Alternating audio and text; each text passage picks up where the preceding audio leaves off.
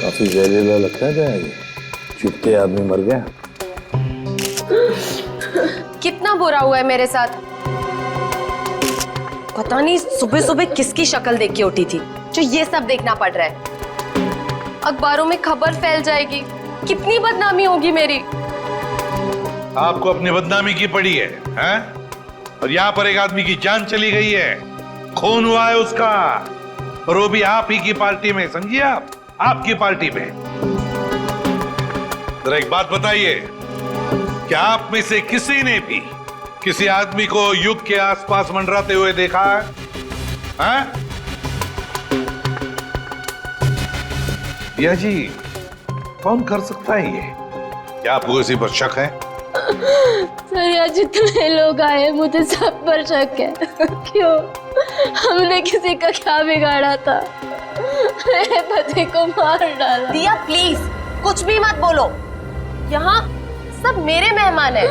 मेरे पति की मौत हो गई और तुम्हें अपने मेहमानों की पड़ी है। और जो मेरी पार्टी खराब कर दी उसका क्या?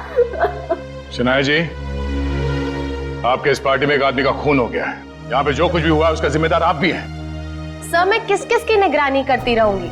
यहाँ मैं अपनी पार्टी संभालूं या उस खूनी को ढूंढती रहूं? जैसी करनी वैसी भरनी। पता नहीं लोग क्या क्या करतूते करते हैं बाहर, तो अंजाम तो भुगतना ही पड़ेगा ना। हम पर शक कर रही है सनाया? और जो मेरे लाखों का नुकसान हो गया सिर्फ तुम्हारी वजह से, उसका क्या? बस बस देखिए, आप सब लोग जो यहाँ शनाया जी के पार्टी में आए हैं, आप ये घर छोड़कर कहीं नहीं जा सकते जब तक हम आप लोगों की चेकिंग नहीं पूरी करते, सबकी। और आप सभी लोगों की उंगलियों के निशान लिए जाएंगे। सर, काम करो, घर के बाहर जाके अच्छी तरह से चेक करो, देखो कोई सुराग मिलता है क्या। और बॉडी को भी फोरेंसिक लैब भेजना पड़ेगा। Yes sir. रेडी, लग जाओ काम पर। Yes sir.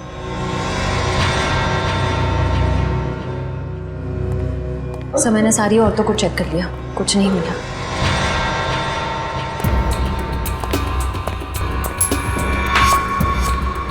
ए मिस्टर, सिक्का जेब में रखिए और इस पे हाथ रखिए। क्यों भाई? अभी तक नींद में थे, हमें तुम्हारी उंगलियों के निशान चाहिए। रखिए हाथ। ओह,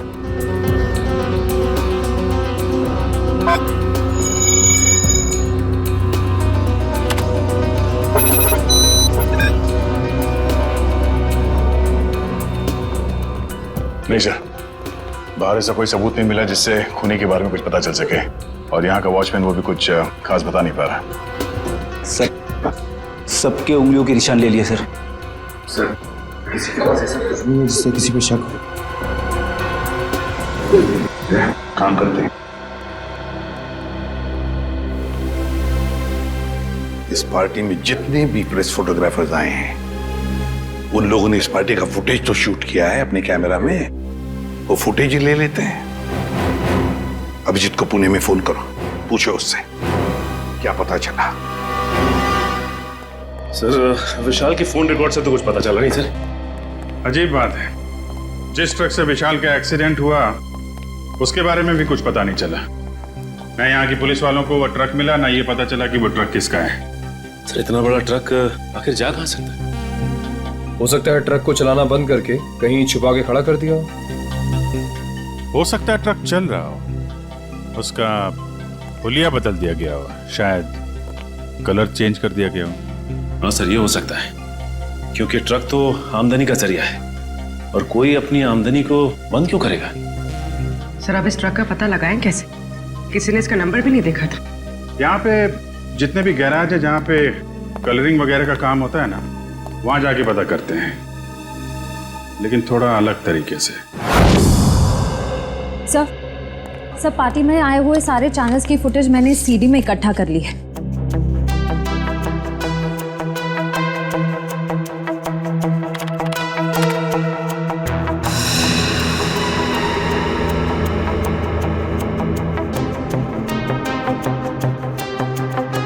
अब तक तो ऐसा कुछ भी दिख नहीं रहा है जिससे खूनी के बारे में कुछ पता चल सके।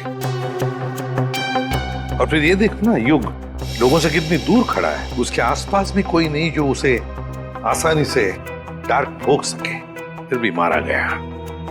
युग, दिया, शनाया और ये नया आया शराबी सम्राट सब है पार्टी में, लेकिन युग का खूनी इनमें से कोई है या कोई बाहर वाला है ये पता नहीं चल रहा है। किसने मारा होगा इस युग को? वो डांट दया, जरूर खूनी इन्हीं में से कोई है, इसी पार्टी में है वो, इसी पार्टी में। चलो एक काम करो, सारे क्लिप्स स्लो मोशन में करवाओ और अलग अलग सीरीज में दे दो मुझे। सर, युग, दिया, शनाया और सम्राट, इन सब के बारे में जितनी भी जानकारी मिल सकती थी मैंने निकाल ली है। रेडी, इतनी सारी मेहनत करके तुमने जानकारी निकाली है, लेकिन एक लाइन में कहूं? हाँ सर। ये सब के सब झूठे और धोखेबाज है। ये बात तो है सर, सबके सब शक के दायरे में है। युग कभी भी 1 साल से ज्यादा देश में नहीं रहा और दिया से शादी करने से पहले वो 2 शादियां कर चुका था। और शनाया पर तो अमेरिका में 65 करोड़ के कर्जे का मामला चल रहा है। पर सर ये तो अपने आप को हजारों करोड़ की मालकिन बताती है। और सर ये सम्राट तो एक नंबर का जुआरी और शराबी है, समाज में तो उसे अपने साथ कोई खड़ा नहीं करेगा। ये सारे के सारे बंटी के रिश्तेदार होने का दावा कर रहे हैं ताकि उसकी सारी प्रॉपर्टी हड़प कर सके। और कितना टाइम लगेगा रघु? 4 दिन हो गए गाड़ी को गैराज में खड़े हुए। फटाफट काम करो, नहीं तो गाड़ी मालिक आ जाएगा अभी गाड़ी लेने के लिए और सर पे बैठेगा हमारे।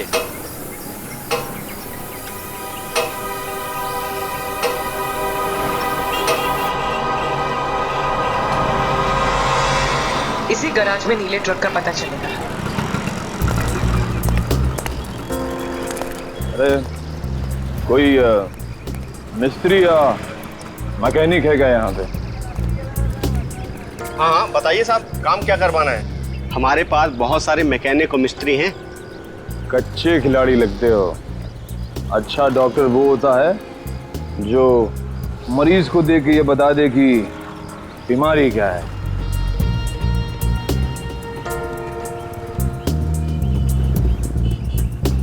दिख रहा है साहब, लगता है किसी को उड़ाकर आए हैं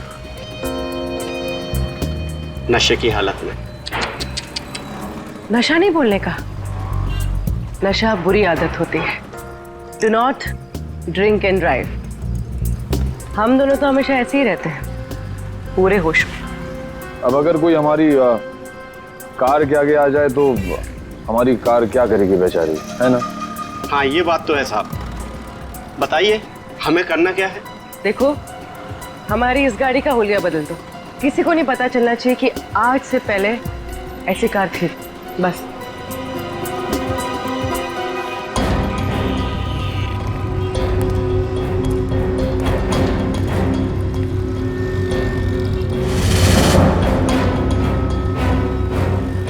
नहीं नहीं नहीं, ये पुलिस का मामला लगता है और मैं ऐसे कामों में हाथ नहीं डालता। आप जाइए और किसी गैरेज में। जितना पैसा बोलोगे उतना मिलेगा। 10, 20, 50। हाँ 50 चलेगा। चलेगा, दिए। पुलिस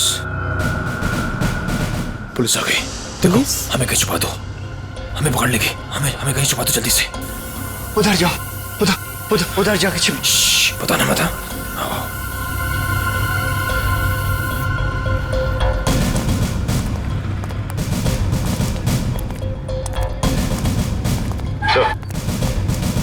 ये रही गाड़ी।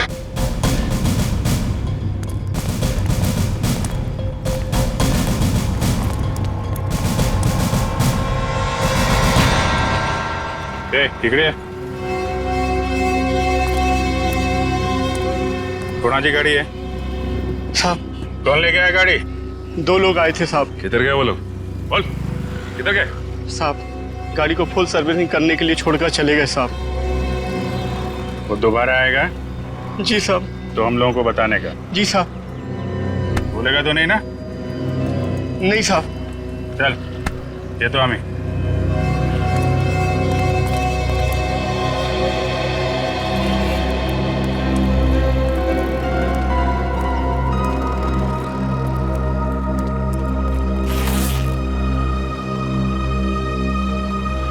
ये 20,000 एडवांस, बाकी पैसा काम होने के बाद। एक मिनट।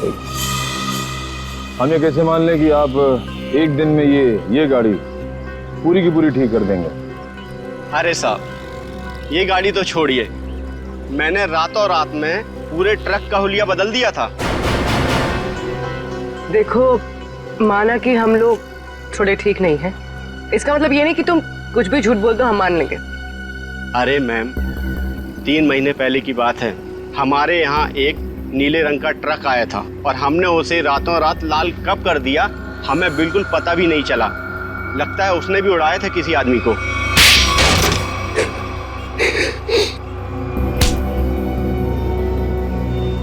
मगर अपने को पता चल गया है? क्या नंबर था ट्रक का? तुम सीआईडी के जाल में फंस चुके हो। उस ट्रक का नंबर तो नहीं मालूम, लेकिन वो ट्रक सब्जी मार्केट में चलता है। सब्जी मार्केट में? हमारे पास जब ट्रक आया तो उस ट्रक में सूखी सड़ी गली सब्जियां कुछ पड़ी हुई थी। कौन मालिक है ट्रक का? ट्रक के मालिक का नाम तो नहीं मालूम, लेकिन उसके ड्राइवर का नाम मालूम है। उस ड्राइवर का नाम गोटिया था। गोटिया? जी साहब। कैसा दिखता है ये गोटिया?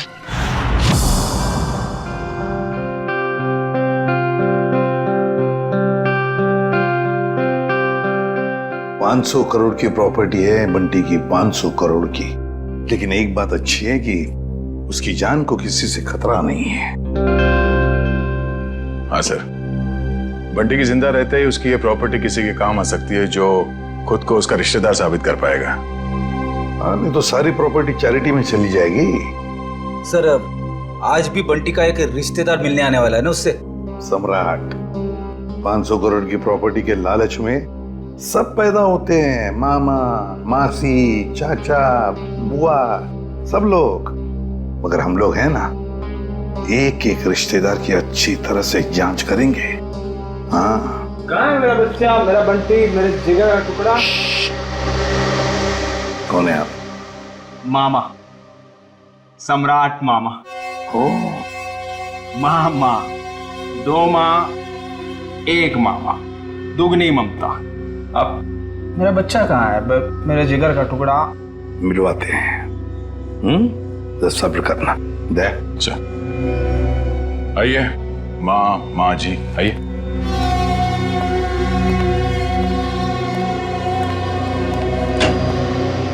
पंकज, ये मामा जी है, सम्राट मामा जी, बंटी के मामा, इनसे बात करना चाहते हैं।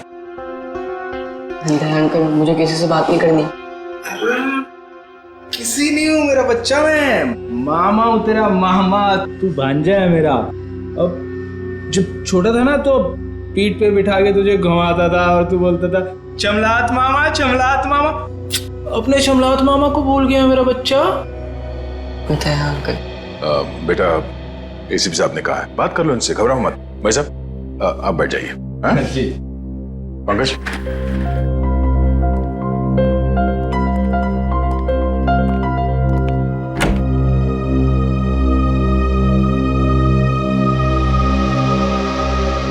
बचपन के रूठने की आदत गई नहीं तेरी।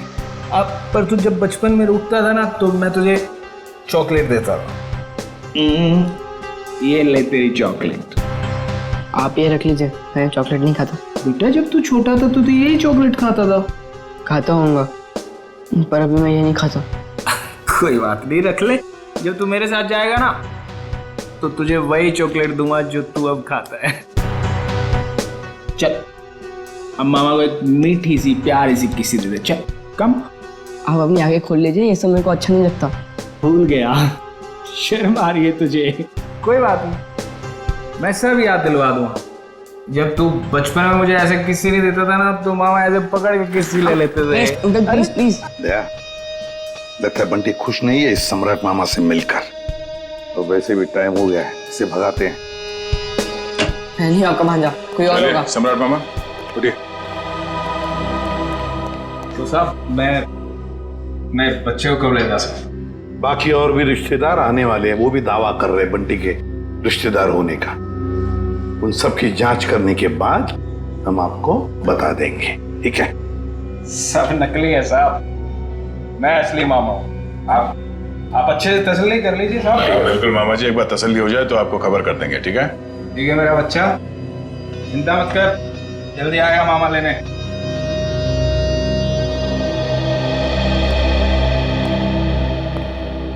मिले मामा से?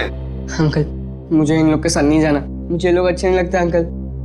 अरे सही तरह से जांच करे बगैर हम तुम्हें कहीं नहीं भेजेंगे, किसी के साथ भी नहीं भेजेंगे, समझे? पर अंकल मुझे आपके साथ ही रहना है, मुझे इन लोग के साथ जाना ही नहीं है। हाँ बेटा, तुम हमारे साथ ही रहोगे, तुम यहीं रहोगे, हम तुम्हें कहीं जाने भी नहीं देंगे। पूरा मत या चल, बंटी को हॉस्टल वापस भेज देते हैं। फ्रेडी अंकल तुम्हारे ऊपर नजर रखेगा, ठीक है? फ्रेडी के साथ फ्रेडी रहेगा। सर, हाँ, युग के बारे में नई जानकारी मिली है। क्या? सर, शनाया ने युग से पैसे लिए थे और फिर युग उससे अपने पैसे वापस मांग रहा था। शनाया ने युग से पैसे लिए थे और युग पैसे वापस मांग रहा था? हाँ सर, और सर उसने उसके घर उसको धमकाने के लिए गुंडे भी भेजे। सर, शनाया का हाथ हो सकता है युग के खून में? हाँ साउंड के बोल। ठीक है, अभी आते हैं। Bullseye, bullseye. अबे बुलसाई के बच्चे, बॉडी एग्जामिन करने के बगैर तू डार्ट्स खेल रहा है? हाँ, क्योंकि डार्ट के ही खेल खेल में किसी ने इस बेचारे को मार दिया। क्या खेल खेल में मार दिया? क्या मतलब है डॉक्टर साहब? मैं समझाता हूँ। मतलब मैं बताता हूँ। ये देखो बॉस, ये युग के घुटने के ऊपर ये जहरीले डार्ट का निशान, और ये डार्ट किसी ने बंदूक की गोली की तरह से मारा है, चाकू की तरह घोंपा नहीं है। यार तू इतने यकीन से कैसे कह सकता है ये डार्ट है? क्योंकि मैंने इस जख्म को अच्छी तरह से चेक किया है। मैं बताता हूँ कैसे कह सकता हूँ। आओ, ये देखो बॉस, ये युग के घुटने के ऊपर ये घाव देखो, और से देखो, ये घाव एकदम सीधा है, 180 डिग्री की रेखा में एकदम सीधा। अगर ये डार्ट चाकू की तरह घोंपा गया होता तो इतना सीधा नहीं बन सकता था। तो जैसे कि ये डार्ट यहाँ पैर पे घुटने के ऊपर मारा गया है, इसका मतलब है कि किसी ने निशाना नीचे से लगाया है। सर, उस पार्टी में इतने सारे लोग थे और किसी ने खूनी को देखा कैसे नहीं? तो ये भी हो सकता है दया कि खूनी ने छुप कर डार्ट चलाया, या फिर कोई डार्ट चलाने वाला ट्रिगर मैकेनिज्म ऐसी जगह पे फिट किया हो जो जगह ऊंचाई में कम हो। मगर सर, ये मैकेनिज्म कहाँ पे लगाया होगा और कैसे लगाया होगा? वही तो पता लगाना है ना फ्रेडी, वही तो पता लगाना है। लेकिन एक बात पक्की है कि युग को पार्टी में बुलाकर खूनी ने उसका पूरा फायदा उठा लिया। सर, कहीं इस सब के पीछे शनाया तो नहीं? हो सकता है सर, शनाया के पास युग को मारने की वजह भी है। तो उसने बहुत सारे पैसे कर्जे में लिए थे उससे, और वो पैसे लौटा नहीं पा रही है। शनाया? हाँ, हो सकता है शनाया ने युग को पार्टी में बुला लिया, उसको खत्म कर डाला, सारे पैसे हड़प कर लिए। ना रहेगा बांस, ना बजेगी बांसुरी।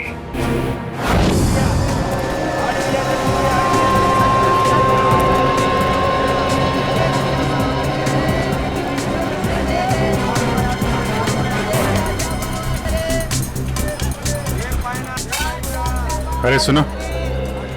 अरे भैया इधर आइए, आपको एकदम सस्ती भाजी दूंगा। अरे यार नहीं, सब्जी नहीं चाहिए, सुनो भाई तो। साहब, हम समझ गए, आपको एकदम ताजी भाजी देंगे हम। नहीं, आप जरा ये देखो, इसको जानते हैं आप? ये तो गोटिया है, लाल ट्रक चलाता था। हाँ यही, पहले नीली ट्रक चलाता था ये। हाँ हाँ, लेकिन अभी आप उनसे मिल नहीं सकते। क्यों? गोटिया मर चुका है। क्या? गोटिया मर गया? ये कैसे हुआ?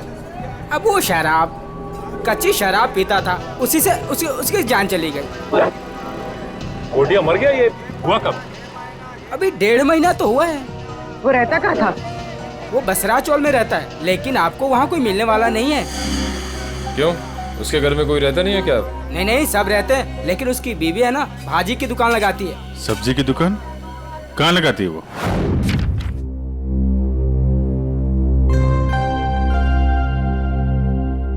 राहुल, क्या बात है? तू इतना चुपचाप क्यों है? कुछ नहीं। रुक, मैं पता लगाता हूँ क्या बात है। 1 2 3। पता चल गया। तुम तो एकदम सीआईडी अंकल्स की तरह बर्ताव कर रहे हो। क्या करूँ, कभी कभी सोचता हूँ कि बड़े होके एक सीआईडी अंकल ही बन जाऊँ। अच्छा तो बता, तेरे बारे में क्या पता किया? वो मैं तुझे बाद में बताऊंगा। पहले तू बता कि तेरी परेशानी क्या है।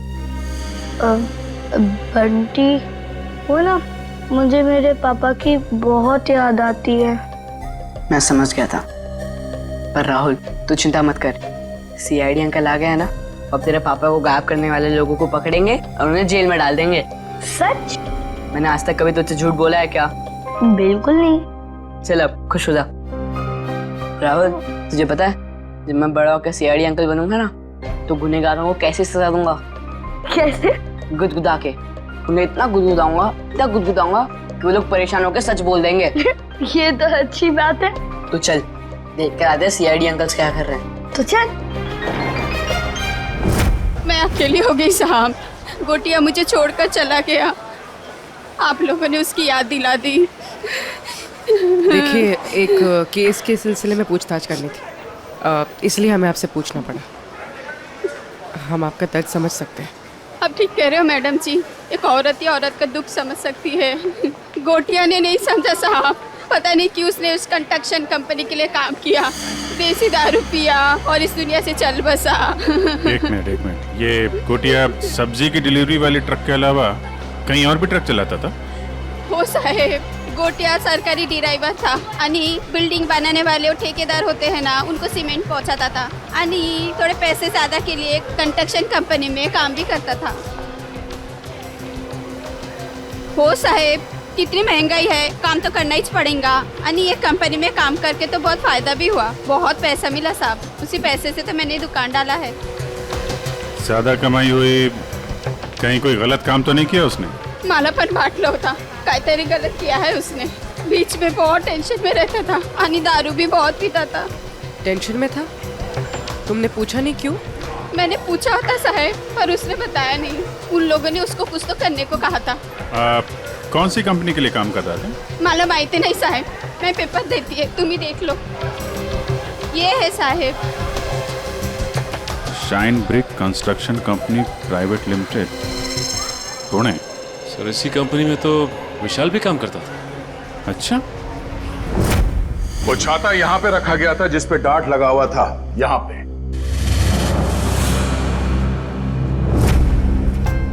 इतनी ऊंचाई पर और इसी जगह पे। और युग यहां पर खड़ा था, फोन पर बात कर रहा था।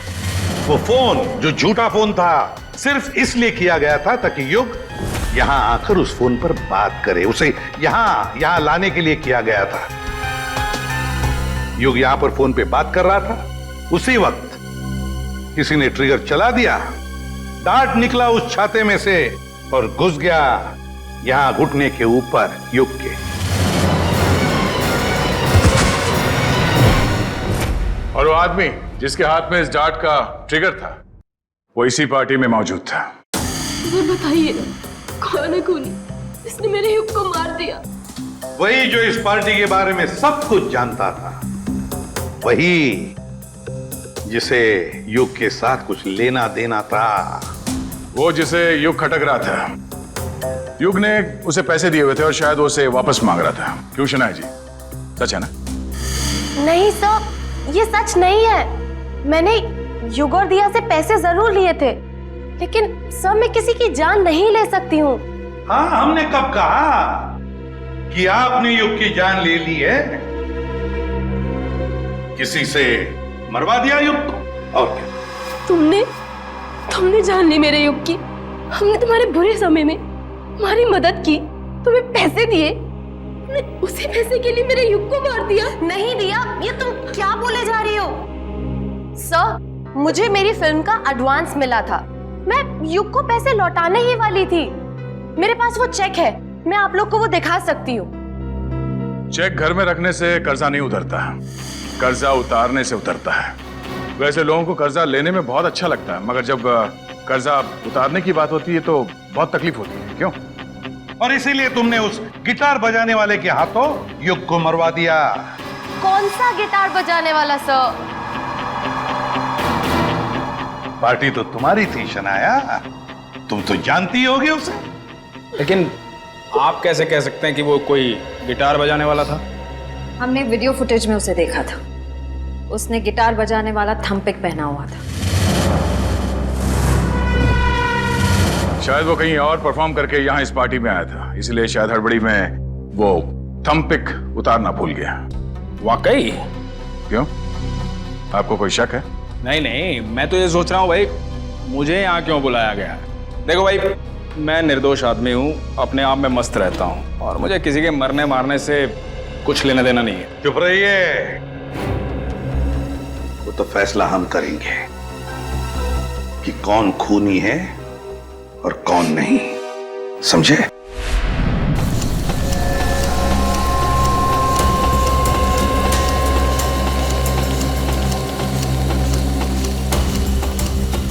सर 2 घंटे हो गए इस मिल में इंतजार करते करते, अब तक तो उसका मालिक नजर नहीं आया। कब तक इंतजार करते रहेंगे? जब तक उससे मिल नहीं लेते। अच्छा, आ गई सर।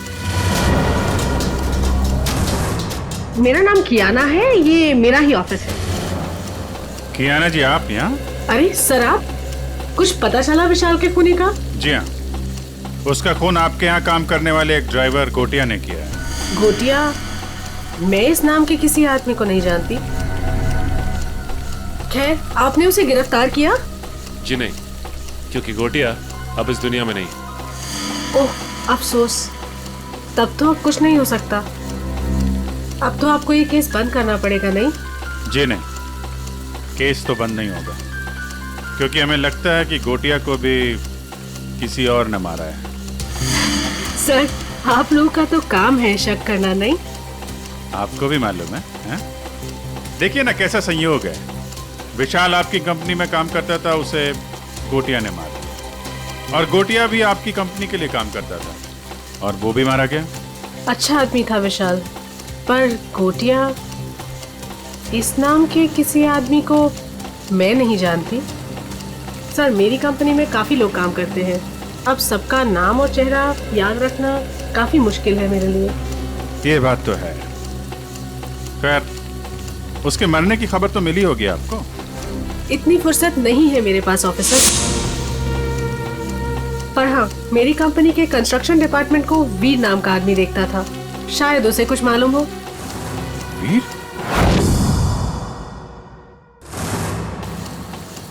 कियाना जी, इस वीर को बुलाएंगे आप?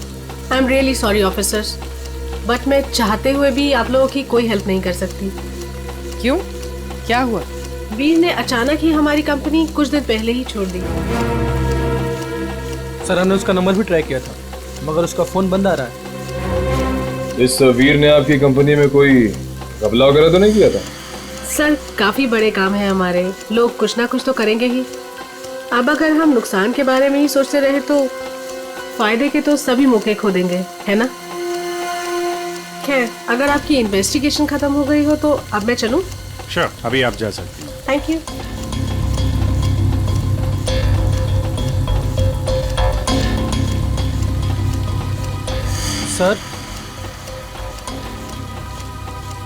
सर, एक जरूरी बात बतानी है आपको। हाँ बताओ।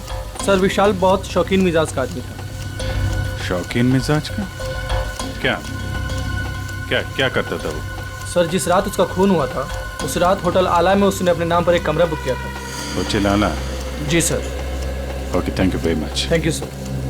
सचिन, जरा इस होटल आला का ताला खुलवाओ, पता करो ये विशाल क्या कर रहा था वहां पे। सर, दरवाजे पे ताला था और उसका फोन भी बंद है। पूरे घर की तलाशी लेते हैं।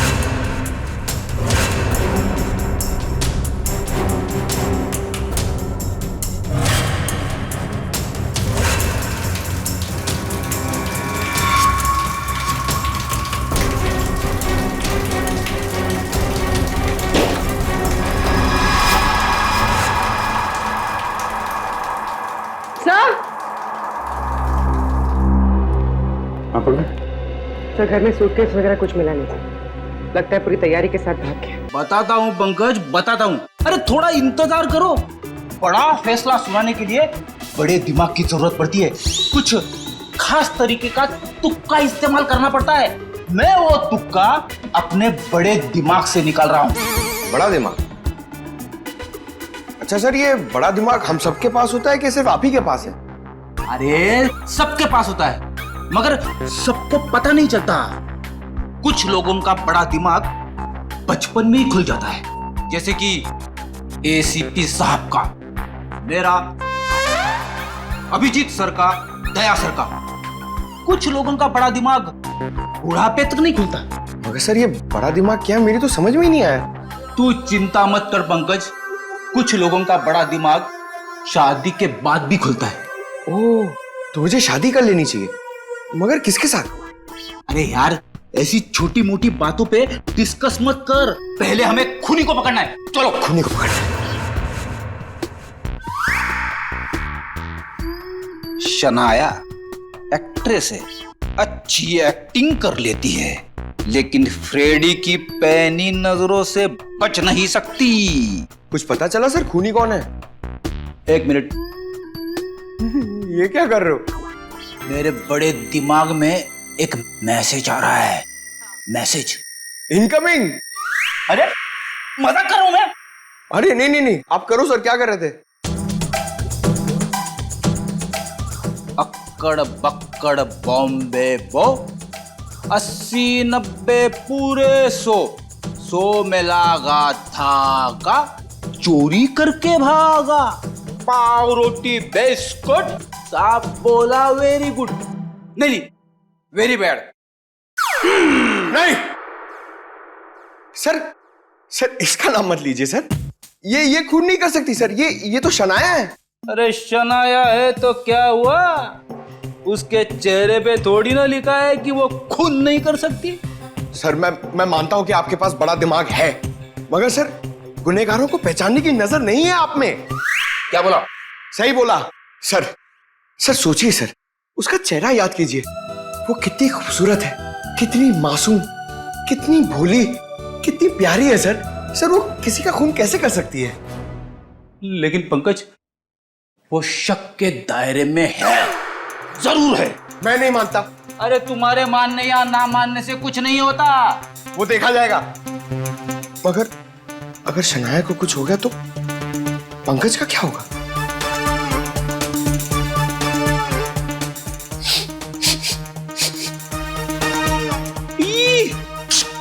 क्या हुआ सर?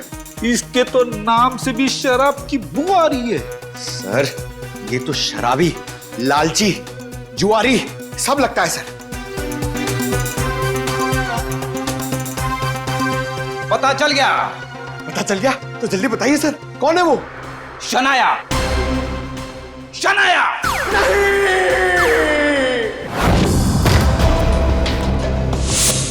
टोनी, टोनी, चल जल्दी। तुम आ गया।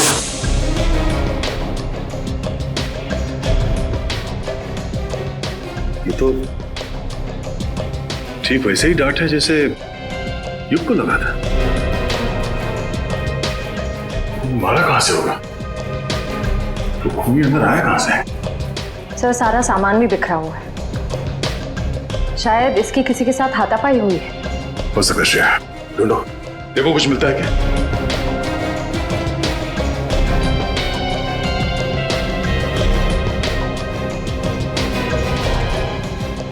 सर, सर ये देखिए। ओह, तो इस माइक में छुपा रखा था वो डार्ट। टोनी ने ये माइक शायद अपने मुंह के पास लाया होगा और वो डार्ट यहाँ माइक से निकलकर उसके गले में फंस गया और मारा गया। पर सर ये सब किसने किया होगा?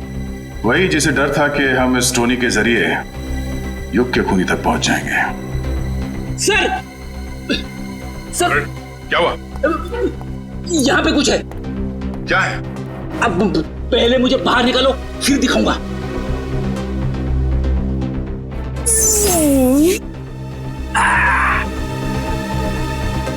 ये देखिए सर।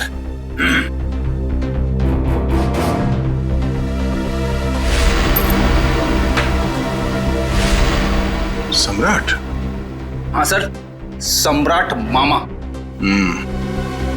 पता करो इस वक्त ये कॉइन उछालने वाला कहाँ है।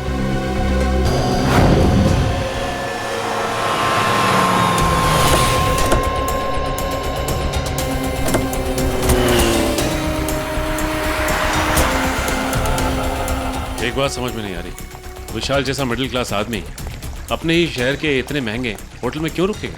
सर इतने महंगे होटल का खर्चा कैसे उठाया होगा इसने? लगता है विशाल जरूर कुछ गलत काम कर रहा था, जिसकी वजह से इसका खून हो गया। कहाँ पे है? सर रिसेप्शन पे सर।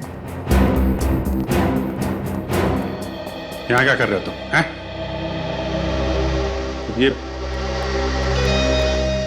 चोट कैसे लगी तुम्हें? कोई मेरी जान के पीछे पड़ा है सर। बड़ी मुश्किल से जान बचाकर पहुंचा। प्लीज मुझे बचा लीजिए। देखिए हम लोग सीआईडी से हैं। तकरीबन 3 महीने पहले विशाल का खून हो चुका है, इसलिए।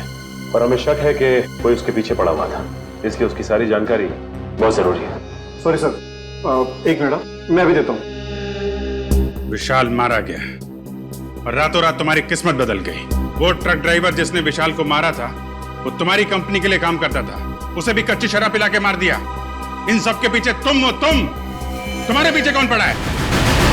विशाल मारा गया और रातों रात तुम्हारी किस्मत बदल गई। वो ट्रक ड्राइवर जिसने विशाल को मारा था वो तुम्हारी कंपनी के लिए काम करता था, उसे भी कच्ची शराब पिला के मार दिया। इन सब के पीछे तुम हो। तुम्हारे पीछे कौन पड़ा है? पूरी पलट कर दिए साहब।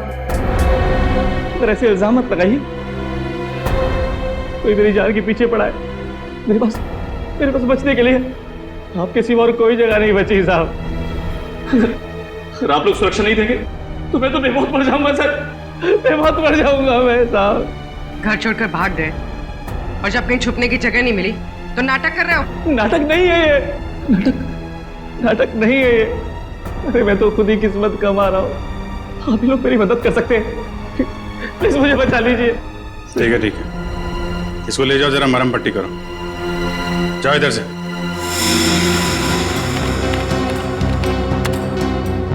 सर ये रहा।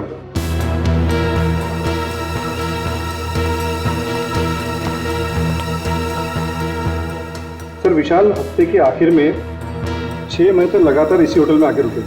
और हाँ सर, वो हमेशा एक ही कमरा यूज करते हैं। लगातार 6 महीने से इस होटल में आ रहा था वो? अच्छा, वो अकेले आ रहा था या साथ में कोई और आता था? अकेले सर। ये विशाल यहाँ अकेले आके करता क्या होगा? सर हो सकता है किसी से मिलने आता हो सकता है।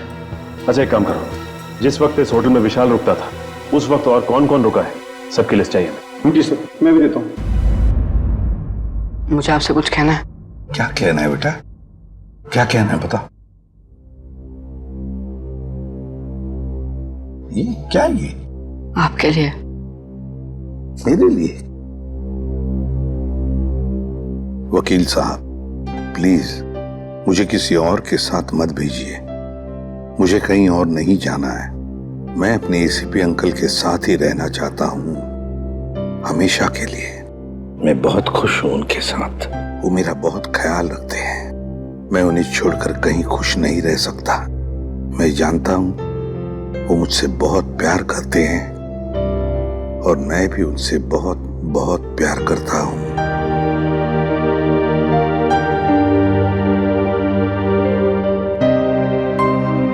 क्या है ये बेटा?